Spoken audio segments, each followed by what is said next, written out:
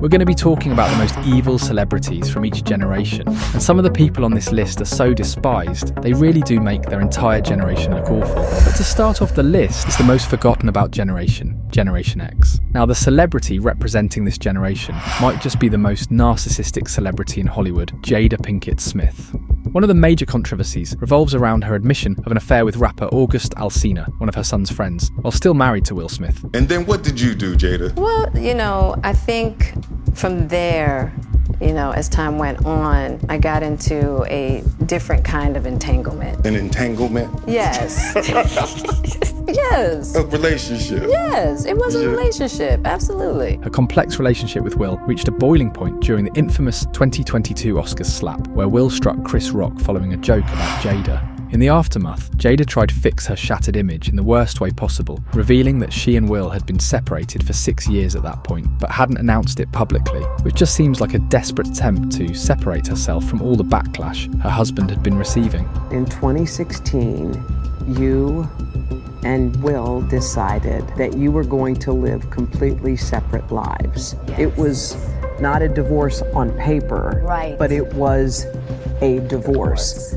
So from the year 2016, which is 7 years ago now, Yes. y'all have been.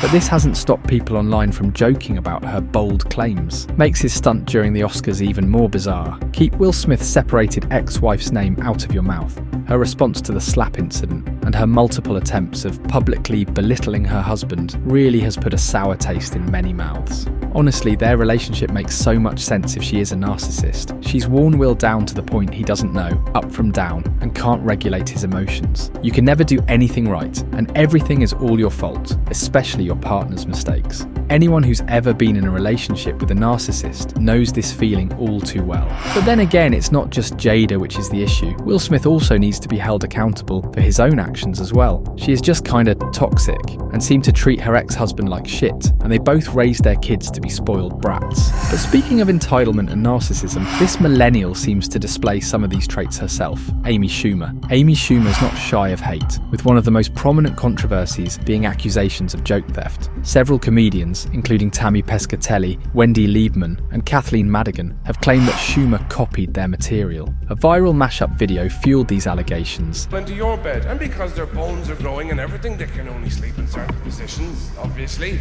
The crucifix and the swastika tend to be the most popular. Because I swear I found the one guy in Manhattan that loves spooning, just hugging all night. And I like sleeping by myself like a swastika. I'm just like... Schumer has consistently denied the accusations, even stating she's willing to take a polygraph test to prove her innocence, which is quite the claim when the jokes presented are nearly identical. Blacking out is when you drink so much that your brain goes to sleep, but your body gets all Eye of the Tiger and Soldiers On. And I black out when I drink. Is that the worst? No, your mind goes to sleep, but your body's like, tonight is my night. Her perceived entitlement hasn't gone unnoticed either, even going as far to call herself the most successful female comedian of all time. As much as we don't like her, Ellen would like a word about that lady comic claim. So would Carol Burnett. The first 5 years of Ellen's career alone would wipe the floor with Amy Schumer's past, present and future career. Critics have also labelled her humour as unoriginal and predictable, often revolving around similar themes.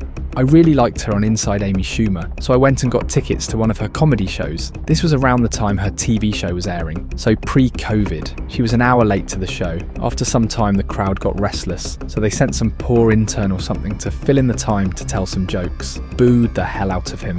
When Amy did show, she showed up drunk, did about 40 minutes of bad jokes, which just basically involved insulting the audience, and it was over. It was the worst show I've ever been to. Hated her ever since. Initially, she wasn't all that bad, but her comedy quickly grows old and repetitive. The punchline is, my vagina. Anyway, if there's anyone who perfectly represents the worst of the worst when it comes to Gen Z, it's Jake Paul. Probably the most arrogant person on this list, Jake Paul is just reckless, manipulative, and emotionally immature. One of his stupidest stunts was leaking rapper Post Malone's home address during a YouTube video. He's got a ton of dope cars outside. My boy's a savage. This is his house. He's got Rolls Royces and whatnot. We probably should have got his number. We know where he lives. We can just come knock. Additionally, Jake has been caught on camera and in tweets saying some questionable, immature and racist shit. But what really gets people is the dude's just a complete arrogant idiot. His history of reckless behaviour extends beyond YouTube. Paul's time living in an upscale Los Angeles neighbourhood became a nightmare for his neighbours, as he filmed dangerous stunts and hosted massive, noisy parties that resulted in multiple police complaints, which, let's be honest, is just a facade to attract 10-year-old fanboys to his painfully made content. Speaking of content, the amount of clickbait videos this guy makes for views and money is absolutely insane. My mum in 5th grade, he's just a bully, he won't succeed in life. My literal 5th grade bully now, no joke. Jake's rise in boxing has been marked by arrogance. He regularly taunts seasoned fighters, claiming superiority despite his relatively short career in the sport, and many speculate his fights are staged to win. Same question. People keep saying that this fight is scripted. Hey, yeah, come on, Jake Paul. Jake Paul. Jake Paul. Jake Paul.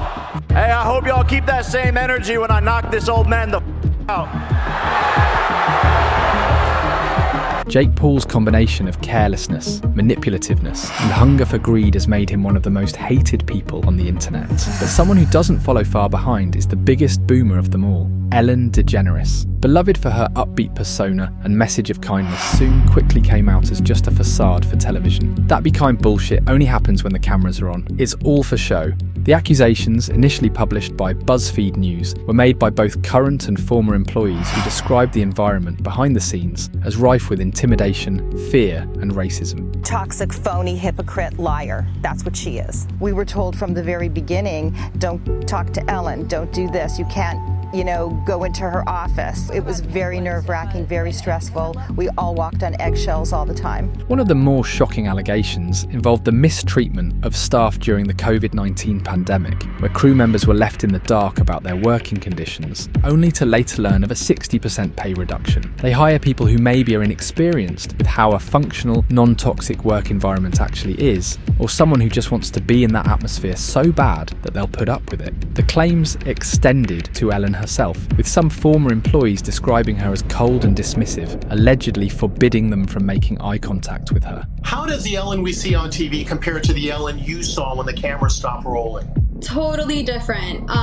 She would only speak to the audience when the cameras were rolling. As soon as they turned the cameras off, she would not even acknowledge the audience. She would just sit on the couch, basically. Even when she exited, she just said what she had to say on camera and then walked off. Ellen addressed the allegations in a letter to her staff, apologising for their negative experiences but distancing herself from direct involvement, saying that she relied on others to handle the day-to-day operations. But there was no relieving the massive mountain of hate already established towards Ellen. But the amount of hate being directed towards the youngest person on this list may need to be directed more so towards the parents of the child. Enter Generation Alpha, Ryan Toy Reviews. The 12-year-old multi-million-dollar cash cow, Ryan Kaji, have raised serious concerns about the exploitation of the young YouTuber by his parents, who have turned what began as innocent toy reviews into a commercial juggernaut. At the heart of the issue is the monetization strategy employed by Ryan's parents, which many believe has prioritised profits over Ryan's well-being and transparency with viewers, which is absolutely insane considering how young this kid was when he started. His channel generates millions annually, and to this day his parents still pump money out of this 12-year-old through kid-orientated videos for 5 to 8-year-olds. The entire idea of pimping kids out on YouTube for money is gross. My kids are not allowed to watch any channels like that. It's public knowledge the parents quit their day job to Truman show his childhood. Honestly, I don't need proof that they're forcing him, or for him to later say he wished they hadn't, or he felt exploited to disapprove.